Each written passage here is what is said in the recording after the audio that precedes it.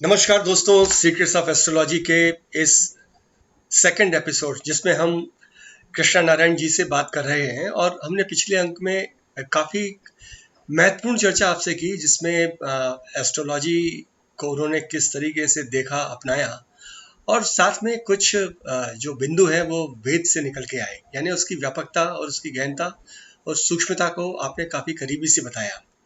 अब विषय ये आता है कि जब इन्हीं सारी स्थितियों में एक विद्यार्थी आगे बढ़ना चाहता है तो प्रथम तो वो ये जाने कि ज्योतिष आखिर है क्या। क्या ये 2 दिन की वर्कशॉप अटेंड करके एक कंसल्टेशन और एक यूट्यूब चैनल शुरू करने की कला है?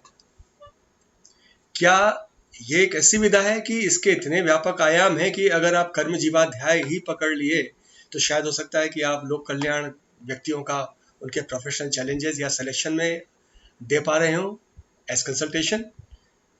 तो ये यात्रा में आखिर ये शास्त्र है क्या, इसके आयाम क्या हैं और इसे समझने अपनाने के लिए आपको क्या करना होगा, आइए इस पे आपसे चर्चा करते हैं।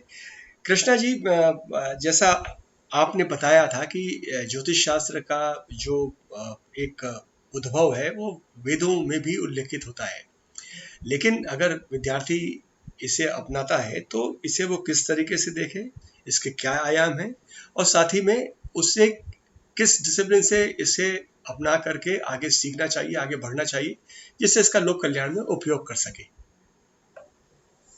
जी। जैसे कि ज्योतिष, सबसे पहले तो उनको समझना पड़ेगा कि ज्योतिष है क्या, है ना। ये राशिफल कथन को पढ़ के अगर ज्योतिष को संपूर्णता में समझ लेंगे तो वो नहीं है। स्टोन्स को लेके समझ लेंगे तो वो नहीं है। ज्योतिष है क्या? ज्योति है और ईश है। ज्योति प्रकाश, ऊर्जा, अग्नि, और ईश पुरुषार्थ, शक्ति, ईश्वर। तो यहाँ बहुत ही मतलब कहीं की सरलता से सिर्फ 2 शब्दों का सब मेल बता दे रहा है कि अगर आपने अपने प्रकाश, उस शक्ति को अपने प्राप्त कर ले, तो शक्ति के प्राकट्य के बहुत सारे स्रोत हो सकते हैं। जरूरत है कि उन स्रोतों से हर समय एक ही स्रोत से जुड़ के नहीं रहा जा सकता। आज हमें शक्ति कहीं और से मिल रही है, दूसरे समय हमें शक्ति किसी कहीं और से लेनी पड़ेगी। तो उस शक्ति को लेने का वो अपने अंदर, क्योंकि वो प्रकाश होना चाहिए। अग्नि, अग्रे नयति इति अग्नि, जो हमेशा हमें आगे आगे जाने के लिए प्रेरित करे। ऊर्ध्वाकार जिसकी गति होती है, तो ऊर्ध्वाकार तो यहाँ बता दिया, लेकिन जब तक आरोहण होगा, अवरोहण नहीं होगा तो आरोहण भी नहीं होगा। तो पहले अवरोहण, तो जब हम वो उसके लिए वाणी, वाक सिद्धि आती है कि वाक सिद्धि, वैखरी, पश्यंती, मध्यमा, जो अनुस्वर, ये जो है, जब वैखरी है तो उसकी शुरुआत होती है, हम जब बोलना शुरू करते हैं, वो हमारी अभी जो बातचीत की भाषा है वो वैखरी में। वो अवरोही क्रम है, धीरे धीरे वो मूलाधार तक जाता है। पश्यंती वो परावाणी होकर, और फिर वहां से मूलाधार से मिलके फिर उसका आरोहण शुरू होता है सहस्रार तक आके। फिर हम उस परम सत्ता से जुड़ने का वो कहिए कि साइकिल, वो क्रम, वो चक्र निर्धारित होता है, वो बनता है। और इसी को हम जैसे देखते हैं पंचभूत, पंचभूतों को जानना। हम अगर स्वयं के, ये ज्योतिष का मतलब अपने जीवन को ही जानना सबसे पहला, कि कोई क्यों जाने, क्योंकि अपने जीवन को जाने। जब तक हम अपने जीवन को ही नहीं जानेंगे तो हम किसी भी चीज को जान ही नहीं सकते।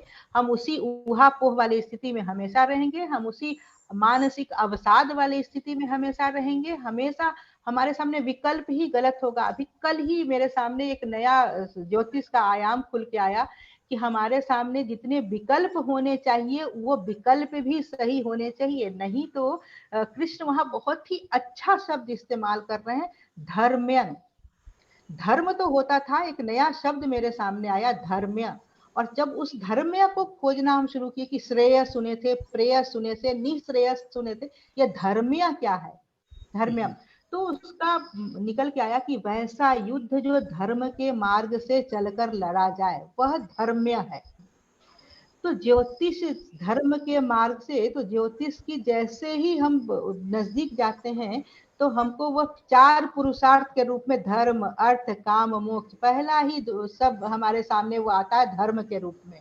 हम अर्थ कमाए, खूब कमाए, हम काम करें, भोग करें, जो भी करना है करें, लेकिन उसकी शुरुआत कहाँ से होनी चाहिए? धर्म से। और वही धर्म्यंग, हम उस धर्म के मार्ग पर चल के कैसा भी काम करेंगे, कितना भी अर्थ कमाएंगे, वह हमारे लिए कल्याणकारी होगा। क्योंकि अर्जुन कहता है कि उसकी हम तो या तो मर जाएं या फिर हम भीख मांगना अच्छा होगा मेरे लिए। तो भगवान, तो श्री कृष्ण कहते तुम्हारे सामने दोनों विकल्प ही गलत है, या तो तुम मर जाओगे या भीख मांगोगे। कि ये कौन सा विकल्प हुआ? ये तो अकीर्ति वाला है। कहते ये क्लीबता, मतलब उसको इतना वो गाली देते हैं, कलमश, भगवान कृष्ण गाली दे रहे हैं, क्लीबता, कलमश, अकीर्ति, मतलब तो ये नपुंसकता कहाँ से तुम्हारे भीतर आ गई? ये मल कहाँ से आ गया? तो यही हम लोग सबके भीतर वो मल है, उस मल को दूर करने के लिए ज्योतिष को जानना जरूरी है। और उसका पहला ही आवरण हमारे सामने हटता है तो धर्म अर्थ काम मोक्ष के रूप में आता है, पुरुषार्थ के रूप में आता है। और पुरुषार्थ के रूप में जब आता है तो उसी से हम धीरे धीरे, इसी पुरुषार्थ के माध्यम से जब हम आगे बढ़ते हैं तो हमारे भीतर वो शक्ति आता है। क्योंकि जब हम तप करते हैं तो हम तो ना अन्न लेते हैं ना जल, अन्न जल, जब कोई भी हम फास्टिंग में अन्न जल ग्रहण तो नहीं करते हैं ना, तो शक्ति के किसी और स्रोत से हमारा वो कनेक्शन जुड़ जाता है, जहां से हमें ऊर्जा मिलता रहता है। तो उस समय हम बगैर अन्न के, बगैर जल के हमारे भीतर वो शक्ति का प्राकट्य हो जाता है, और हम उसी तरह से ऊर्जा से ऊर्जावान महसूस करते हैं अपने आप को। खेचरी तो मुद्रा, वही है कि हम, खेचरी मुद्रा शायद इसका प्रमाण भी है कि आप खेचरी मुद्रा में बैठते हैं तो शायद अमृत प्राप्त होता है आपको। जी जी जी जी जी जी, जी। बिल्कुल बिल्कुल। और फिर उसी तरह से ज्योतिष यह बताता है आपको कि ईश्वर जो है वो कोई अलग दुनिया की चीज नहीं है, कि ईश्वर वो हो गए और हम मनुष्य हैं, हम उन्हीं के अंश हैं। अगर हम अपनी कलाओं को बढ़ाते रहें, इसलिए चंद्र का बहुत महत्व है ज्योतिष में। शुरुआत चंद्र से होती है क्योंकि ये पूर्ण कला, संपूर्ण कला है यहाँ इसके पास। और इसीलिए कृष्ण की, तब हमको समझ में आया कि बाबूजी कहते थे कि श्री कृष्ण की इस समय को बहुत जरूरत है, क्योंकि सभी कलाओं को जानना है तो श्री कृष्ण को ही समझना पड़ेगा, सभी तरह की नीतियों को समझना है तो श्री कृष्ण को ही समझना पड़ेगा। और इसीलिए यहाँ ये चंद्र से हमको समझ में आया बाबूजी का कथन। तो वो सारी कलाओं, और उस कलाओं को, जैसे हम लोग के पास तीन चार कलाओं की, तीन चार कलाएं होती, उससे ज्यादा जैसे विदेह थे, जनक राज थे, जनक की एक पूरी परंपरा रही है। ऐसा नहीं है कि सिर्फ एक वही ही सीता के पिताजी थे विदेह राज, वही जनक थे। बहुत बड़ी परंपरा रही है, उनके बाद वाली परंपरा बहुत, और बहुत दुखद इतिहास है जनक परिवार का।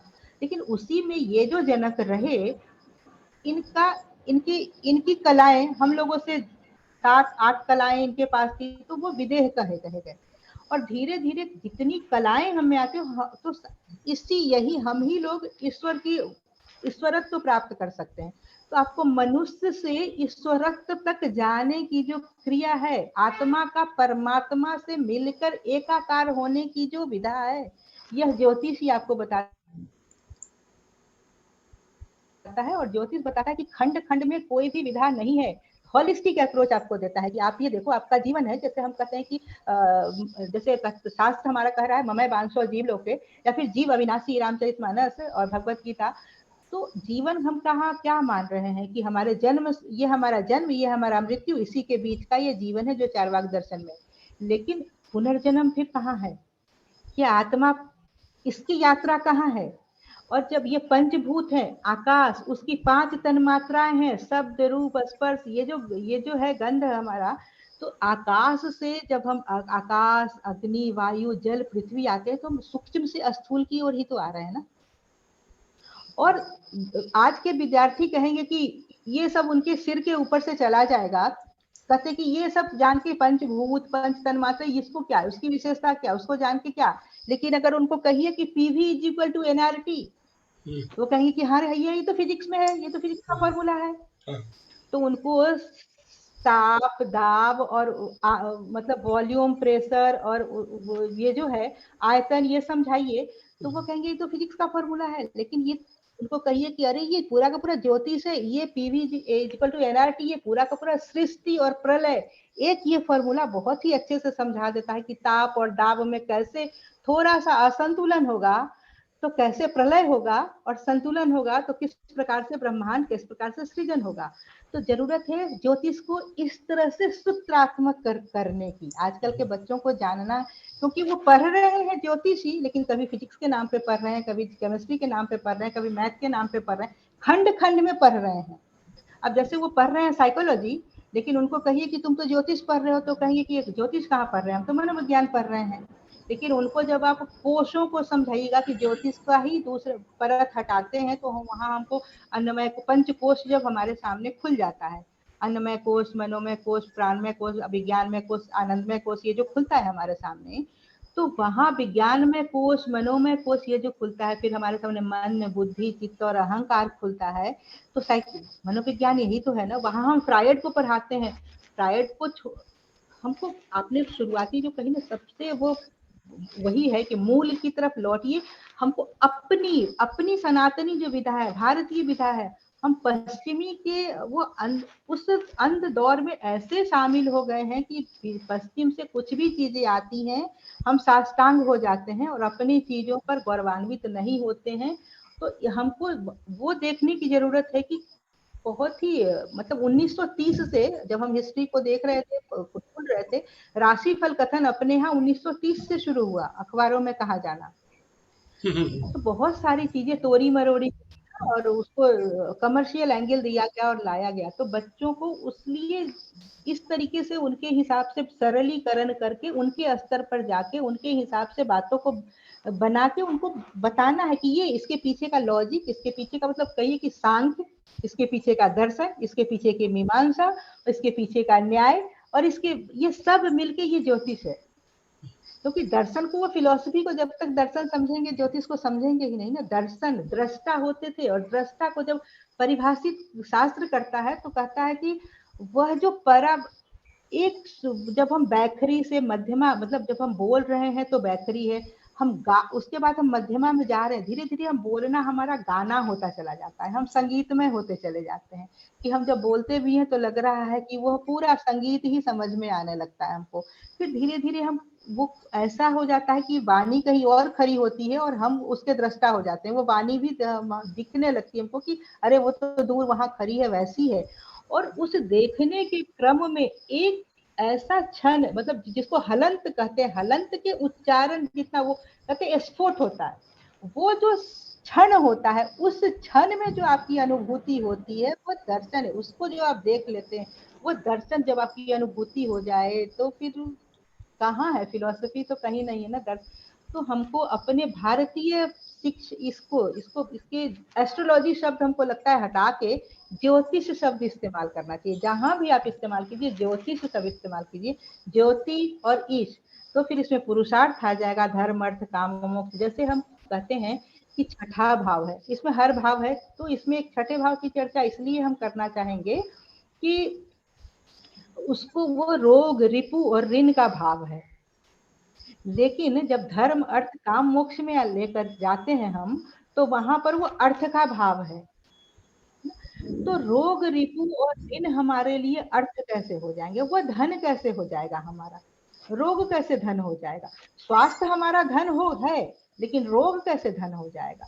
तो उसको जब हम खोजना शुरू किए, तो रामचरितमानस का एक प्रसंग हमको इसके अर्थ को निकाल के दिया कि जब कैकेयी और मंथरा का प्रकरण है, तो शत्रुघ्न है वो मंथरा को बालों से पकड़ के खींचते हुए ले जाते हैं और लातों का प्रहार करते हैं। तो बहुत आश्चर्यजनक घटना है कि वैसा व्यक्ति जो कभी कुछ बोला ही नहीं, वह इतना क्रोधित हो गया कि वो लातों का प्रहार भी करने लगा। तो मंथरा कैसे, और शत्रुघ्न की जो पत्नी है वह श्रुति कृति है, श्रुति वेद है कहा जाता है, और कीर्ति। तो शत्रुघ्न वैसा व्यक्ति जो वेद से जुड़ गया, जो वेदों से जुड़ा, मतलब वेद का मतलब ज्ञान से जुड़ गया। तो जो ज्ञान से जुड़ गया, वह रोग वो जो शत्रु के रूप में प्रवेश हुआ, वह जो रोग के रूप में कहीं एक प्रवेश हुआ अयोध्या में, उसको दूर फेंक, उसको वो निकाल बाहर कर रहे हैं। तो हमको उसको कैसे धन में परिवर्तित, अर्थ में कैसे परिवर्तित कर सकते हैं इन तीनों को, ज्ञान के माध्यम से। तो बहुत ही यह लेयर्ड है। उस हर लेयर को लेकर आज के बच्चों को जानना जरूरी है। और मेरा कहना है, हम इसको नाम दिए हैं कि ये जीवन का जीपीएस है। हम एक छोटी सी यात्रा पर निकलते हैं तो अपने गाड़ी में जीपीएस लगा के चलते हैं और मार्ग का पता लेते चलते हैं उससे कि हमारा कहाँ से वो संकरी गली आएगी, कहाँ से खुला आएगा, कहाँ जाम मिलेगा। ये तो हमारी जीवन की यात्रा है। तो ये जीवन का जीपीएस है, इसको आप धारण कर लेंगे ना, तो हर एक को धारण करना चाहिए, जिससे आपका जीवन निष्कंटक, कंटक तो है ही, लेकिन कैसे आप बाईपास बना ले वहां से समय रहते, और निष्कंटक आपका मार्ग हो, यात्रा आपकी निष्कंटक हो। तो आपसे इस चर्चा में, इस एपिसोड में बड़े महत्वपूर्ण अंश मिले, और भविष्य में भी जल्दी आपसे इस क्रम को आगे बढ़ाया जाएगा। लेकिन सबसे महत्वपूर्ण बात आपने ये कही कि इसे दर्शन के रूप में देखना पड़ेगा। हम अभी शास्त्र के रूप में देखते हैं कि हमने रट लिया और हम समझे कि हमने शायद ये कर लिया। तो जल्द ही आपसे अगले अंक में जुड़ेंगे इस चर्चा को आगे विस्तार देने के लिए। आप इस चर्चा में जुड़ी, आपका बहुत बहुत धन्यवाद। प्रणाम।